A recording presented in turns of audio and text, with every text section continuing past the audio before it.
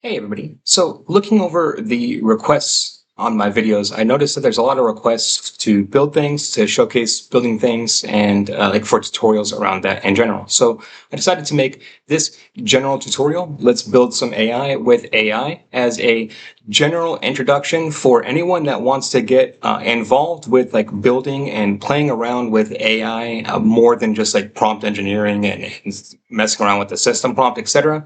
But assuming that all of this is new to you. You don't have a lot of coding experience.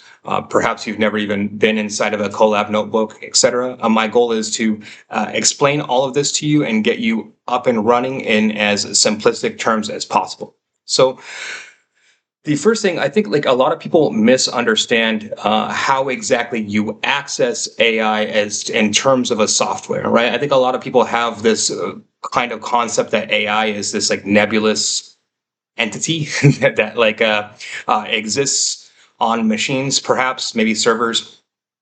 How exactly do you access that though? And that's where a lot of people don't understand. And it's like the way that you access AI overall, like like an LLM model, is exactly how you would access any other piece of software. You access it via API, via an API endpoint. So that model does exist on a server somewhere. It's hosted, and then that hosted server allows for inference, meaning that you can make API calls to the model, and that's how you communicate with it. And then in this particular notebook here, I have two secrets that I've already saved into the notebook. I have my Hugging Face token as well as my Google API key. And then with these two things, I can call models directly, right? So we're going to be playing around today with the Google Gemini API, and we're going to be calling Gemini via the API. Reason why I'm utilizing Google Gemini for this, Gemini API for this, is that Google gives a generous free tier when it comes to their API. So we can play around with these things for free. And then what we're looking at here right now is a Google Colab notebook. And then a Google Colab notebook allows us to execute code, specifically Python, in a notebook, it's called a Jupyter notebook environment, meaning like a cloud-based environment where we can run our code within this. And then so Python is a just-in-time compiler language, meaning that like what we do is we put our code here and then we compile it by hitting this play button. I have no code here right now, so it's not going to compile anything, and then that just is a waste. But that's kind of just how it goes, and it ran and it compiled because there's nothing to compile, right? And then so Python is an interesting language within that. It's my favorite language overall because it's you can cheat a lot of general rules when it comes to like programming languages with Python compared to other languages. It's more kind of like simple to break these things down. And then luckily for us, the LLM models have a very good understanding of Python overall. So we can use an LLM model to help us within this. I think up front, I think I could probably use this. Like I haven't used this before. Google Gemini built into Colab, but I'll toggle it off so that it's off there because I don't know what version it runs. Like I have 2.5 Pro here, and then so like 2.5 Pro is the model I want to use for these coding exercises. It's just the one I think is the best when it comes to coding overall on the Google side. I don't know. Claude 4 is, I would say, probably the top coding model that I've seen right now, but we'll use Gemini for this instance because especially because we're utilizing the Google API. So very first thing, we want to call the model simplistically, right? So I have Colab Notebook. I would like to call a Gemini model via API. Have my API key.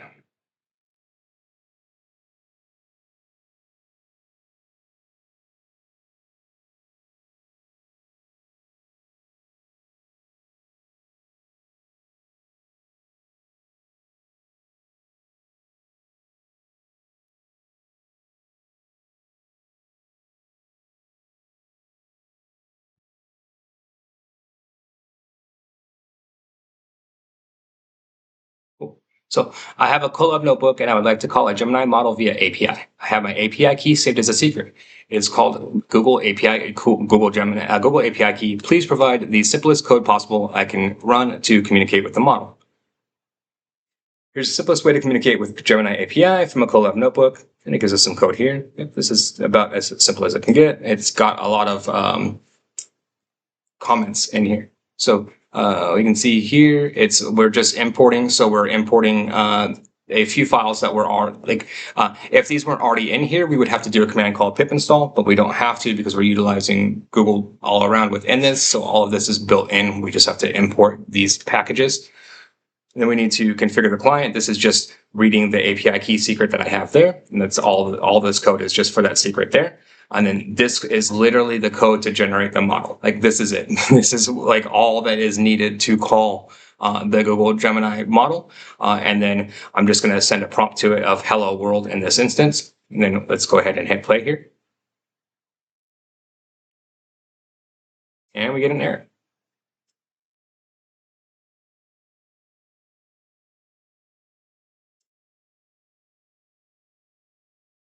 That makes sense because, so let's go here. Let's go ahead and click the error. Okay.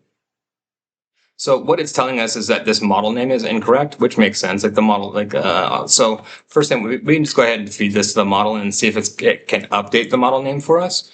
And then we'll go through and investigate. This is the cool thing about doing this live and via LLM models, right? They're not going to be perfect within this. And I imagine this would be a little bit tedious if you didn't know what you're doing overall within this. But so if you up front, if you're just starting out, you don't have to know Python syntax, etc. A lot of this overall, the model's going to throw errors sometimes, right? The code's not going to execute perfectly. But so if you just feed the model the error generally exactly like I just did, we can go ahead and just take this here, this updated code. Let's go ahead and just get rid of this, right? And then we'll just copy this in. I'm just going to go ahead and hit play here. There we go. Cool. So the mistake was this was the model name, right? And let me see if I update this, will it work? Oh, cool. So we're just using the 1.5 Flash model. So we're using an older model in this instance. I could go through and then figure out the model names for the newest model, but this works. And then so we have it working.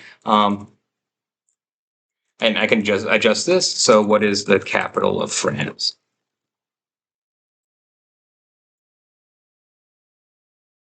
Paris. And then let's see here,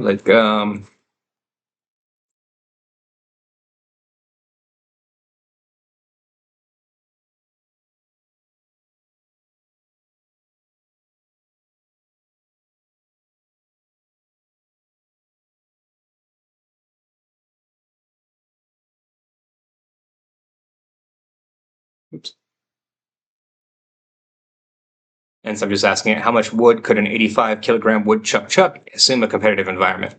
There's no scientific answer to how much wood a woodchuck could chuck if a woodchuck could chuck wood, because woodchucks don't chuck wood. It's a tongue twister, not a factual question. To even attempt a humorous fictional answer considering an 85 kilogram woodchuck, which is an incredibly large woodchuck for a woodchuck, they typically weigh 1 to 2 kilograms. In a competitive environment, we need to make a lot of assumptions. Type of wood, size of wood, chucking definition, competitive competition rules. Cool. So you can see here, it gives a pretty good answer, right? So now this is, we've played around here, and at this point, congratulations, we have called an API, a model via an API inference endpoint. And then so from here, we could do anything, right? This is 90% of back-end applications and software applications and wrappers and all of that. That's all they do, right?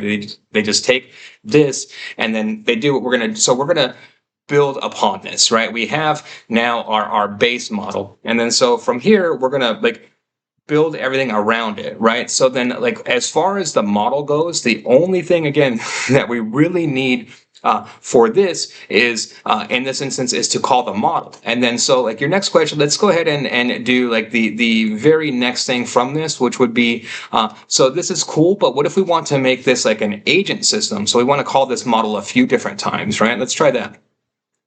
So awesome.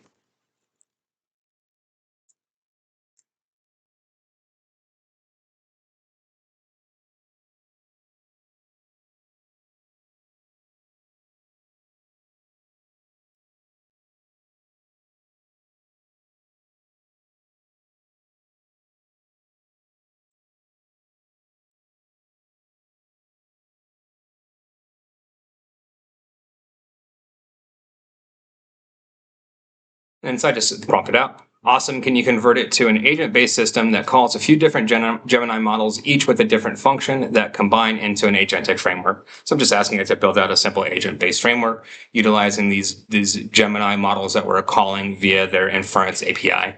And then so it's thinking about it, and then it's going to give me something here.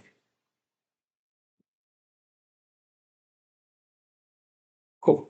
So it's creating a planner and a specialist, which is like the kind of like the basic framework within this. The planner is a high-level reasoning agent. It takes the user's request, analyzes it, and creates a step-by-step plan.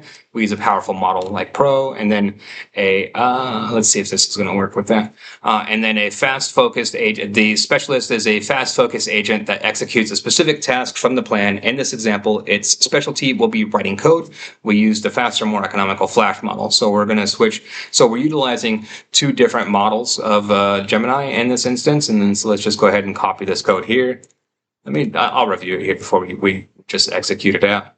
And then so we've got the import packages, we've got our configuration, so that's all for the API key. And then so here's our agent definition, right? So this is all wrapping around the model. Like this is all a wrapper giving instructions to these models. Like the only thing, again, like the one line that's calling the model in this instance is here, right? And then this is where it's printing the response. So this, and then this, and then the rest is just wrapper around this model. And then so we're giving it a wrapper to think, like we're giving it a system prompt that it's a planner, and then we're telling it exactly how to utilize that, right? Like, so this is like step-by-step instructions to make it a planner, and then we're cleaning up its response. And then same thing for the specialist agent, right? This is the only line of code that's calling the model. And then the rest we're building out around it. So we're building out these two agents, and then we need to combine those two agents into a workflow. And then so this is our workflow that we're wrapping around the model. So all of this is, again, just wrapping on top of the model. Like none of this is AI related at all, right? This is all just like back-end Python code on top of the model. So we go from this simplistic code here to this more complex function that we're doing. And then this more complex function that we're doing is specifically calling two agents together. And then, So I've exceeded my quota for Pro, probably because it's, let's do this.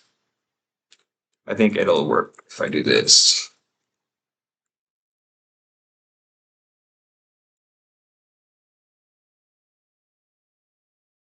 Perfect. So we're going to stick with the Flash models within this because I think like I don't know exactly how their building works, but like they give you a generous amount with the API. So it looks like we have 1.5 Flash is part of the generous amount of the API and 1.5 Pro isn't. So real simple change there. All I did was just change the model from Pro to Flash. And then the request that we're giving it in this instance is create a Python function based on, what is the capital of California, and can you write a Python function to print it? And then so here's our user request. What is the capital of California, and can you write a Python function to print it? And then we have the planner agent activated. Planner's response comes out in JSON. So like all of this is, again, coded on top of and around the model for it to give out this specific output like this to operate as the planner. It then passes this information on to the synthesizer agent, which then gives out the final outcome, right? And then so the synthesizer is the specialist is the one that actually prints out the code here and then generates the code. It generated a very basic code, but it's exactly what it is. And then we could run this code that it created here. We would just do this. We just need these. We already know it's Python. And it's just going to print Sacramento when we run this. Here we go.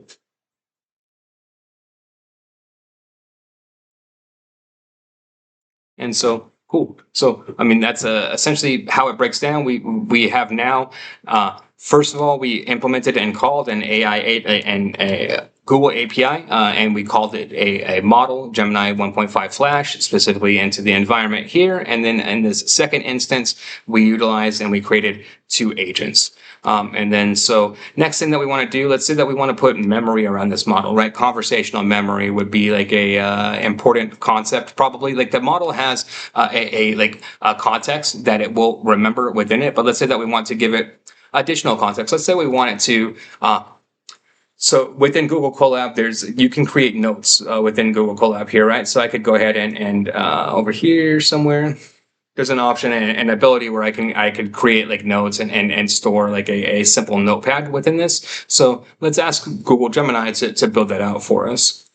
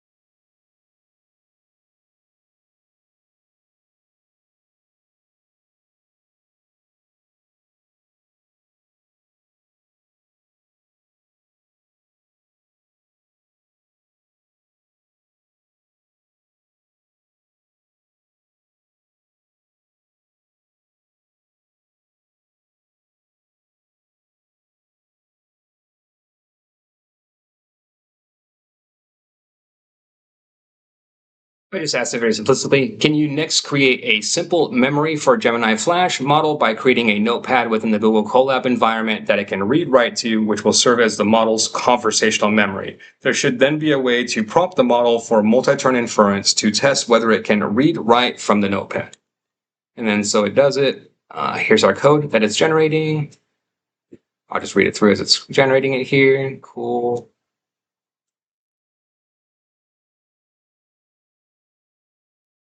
Awesome. So this is going to be actually even shorter than our other one, than our multi-agent model. And then so this is like number 3. So up here is just like everything that is regarding the notepad that we need around the memory. Like, so this is building out all of the notepad. This is exactly how it's going to access the memory, generating the response. And then again, only one line of this is for like, so we have like a few lines. Like this is for the model's response, and then we have one line to call the model, right? And that's basically it. I don't see the model being called here, but I could have missed it. Yep, I missed it. So there we go.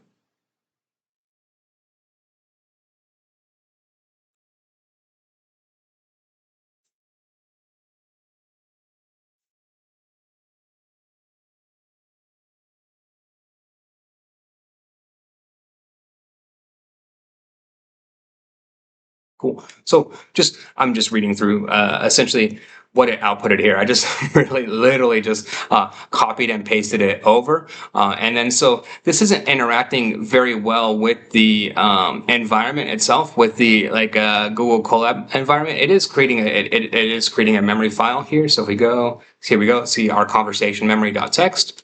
And then so if I open this, oh, perfect. Okay, so it is reading, it is writing to the conversational memory, and then it's, oh, perfect. So it's writing, it wrote everything that happened in the chat here to our conversational memory. And then so you can see here, very simplistically, right? And then I could just like, the basic logic would just be to stack this and stack this and stack this, and then we could edit it out. Like can you make it,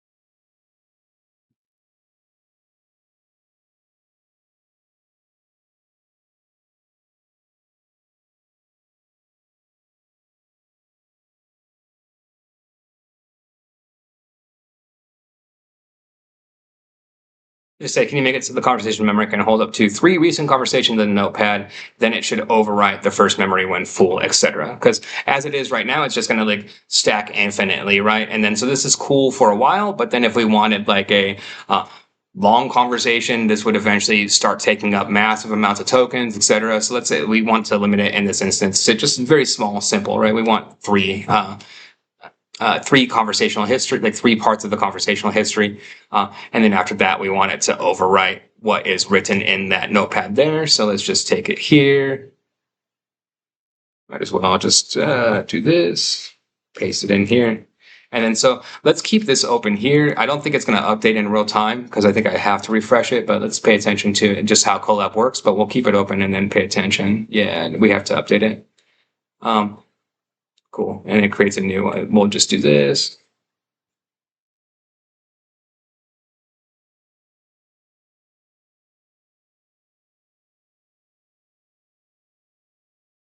There we go. Because it gave us the new folder, and because it's outputting it as JSON. And then so this is perfect, right? So we have it 1, 2, 3, 4 turns. Okay, cool. And then we have it only it updates and auto updated and auto stored the 3 turns. So exactly what we wanted it to do, right? So then now whenever this runs, if we ran this again, it would only update and like store. It's going to be the same thing basically, but it's going to only update and store the first 3 there, right? And then so we update this. It's going to be the same thing, but so there we go. It's interesting because I didn't update right there.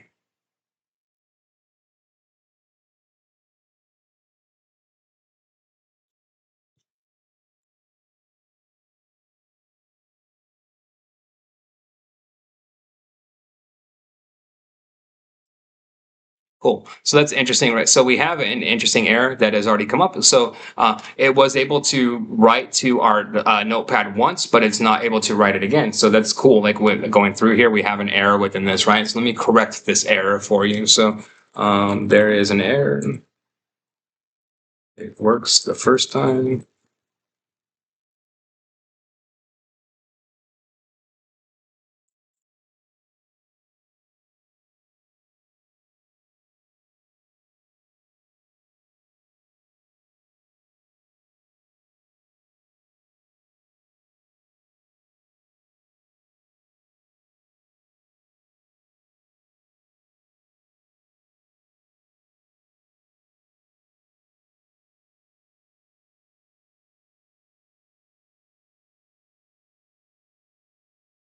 Hopefully that explains it simplistically enough for it to get it. So there's an error. It works the first time when I process the code, but when I run the code again, it never updates the previous conversation memory. I still only receive the original JSON output file from the first run. If I weren't just like making a video here on the fly, I would have thought more about this particular prompt.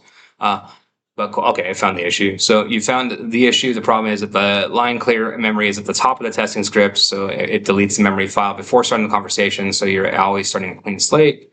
To fix this, we created truly persistent memory across different runs. So let's see. Okay, cool. And then so it's giving us like a more complex build out now of our memory, right? So this would be a multi-cell memory build out. So let me just do this.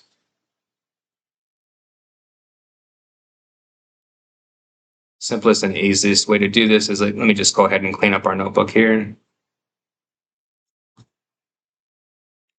So it's going to want us to do this in multi-cells. So I'm going to just go ahead and copy over that first cell. And we have cell 2.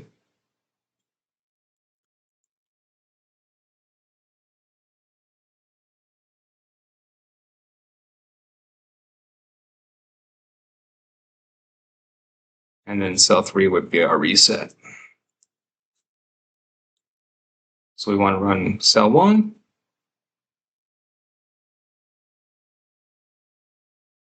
So that's going to initialize the agent and memory. This is what's going to actually allow our chat to go.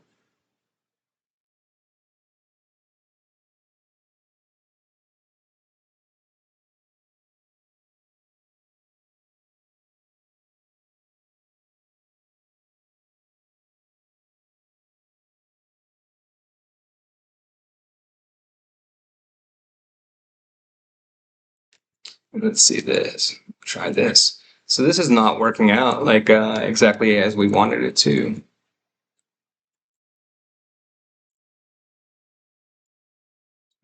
which is good because it's we want this on video, like to demonstrate through these things. Cool. So it is storing, right? Because I asked it I asked it previously, what is my name? My name is Alex, and then I ask it, what is my name? Your name is Alex, and then so it knows. So it is storing this information, and then let's clear the memory. And then what is my name?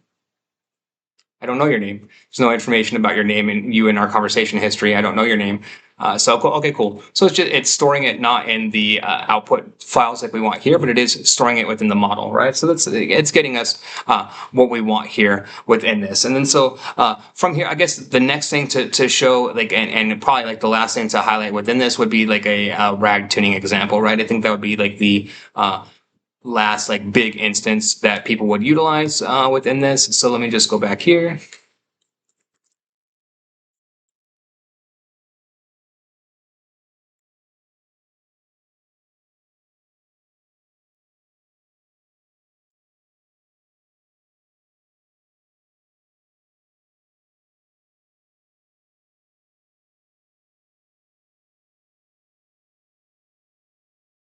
I just say, can you showcase a RAG tuning example utilizing the Gemini Flash model via API? I'm just specifying to it that I want it to be that Gemini Flash model because I know that Pro model is going to give us issues. I didn't have to specify that. I could just go through in the code and update that. But so yeah, just putting that there. And it's going to think about this for a few minutes, and then hopefully it'll give us a RAG setup that I can show you.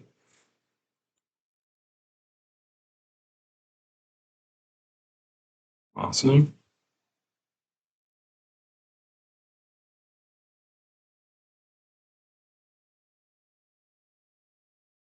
Awesome. And so it's going to do this as in multi-cell, exactly like I did before. So let's go ahead and we'll just clean this up.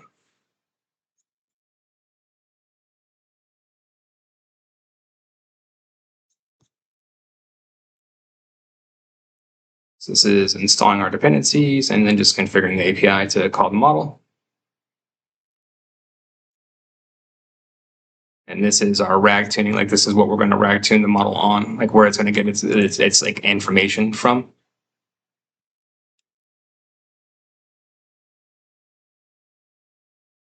And so I have a document here, document of text, and I'm just embedding, like I'm creating this document, I'm creating embeddings of this document. So going through like that vectorization, that embedding process, right? Like a lot of people struggle with this. They think it's more complicated than it is. Here's exactly, I just did it right now. Now I took this text, and then this could be your document, your Excel spreadsheet, whatever. I need to get it into a format that the model can understand. I'm just going to literally use an embedding model for this. So there's text embedding 004 put out by Google, which is like very specifically, it just translates whatever I feed it into the proper format. Like, so I'm just utilizing AI to take care of that for me, basically overall. And so it's very simple and easy to do with that.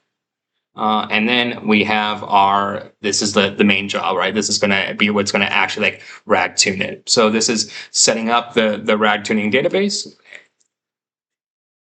And then now let's go ahead and run it and have it retrieve from the RAG tuning database. And then perfect, there we go. It retrieved exactly the text. And then it gives the response. Apollo 11 was the first mission to land humans on the moon. When I query what was the mission of Apollo 11, and it's just retrieving from this text and then giving its answer based off of the retrieved text there. And then so RAG tuning, like all of these things to me are very simple overall. And I tend to do that where like, I mean, I've been experiencing and playing around, and I do these things like on a daily basis for years now, right? So like, it's going to be easy for me overall. And I understand that, but like, I don't like, you don't need to understand like the full syntax of what you're looking at here. You don't need to understand exactly what the model is giving you, right? In these instances, I've been just copying and pasting this code over, generally speaking, right? I've been reviewing it just so I can have an understanding of exactly what it's doing to explain that to you. But you can see the process can be just very copy and paste. We did run through a few errors within this, right? And then so knowing that output and knowing when it's erroring is an important factor within this, or not doing exactly what you want it to do, etc. But even when you run into those errors, every single time I just copied and pasted them directly over to the model, right? So like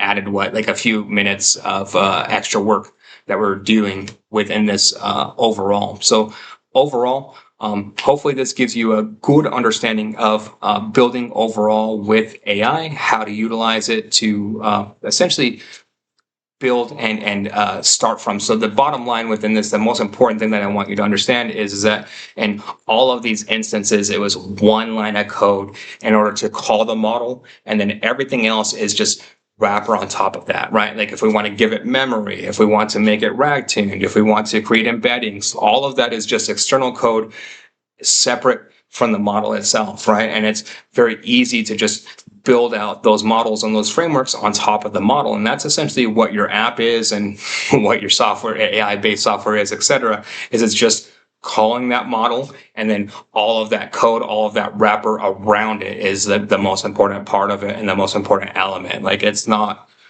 harder than that overall. So hopefully this gives you a general idea and a general understanding of how to start building some stuff with AI. And if you like this type of content overall, please like and subscribe. Thank you very much.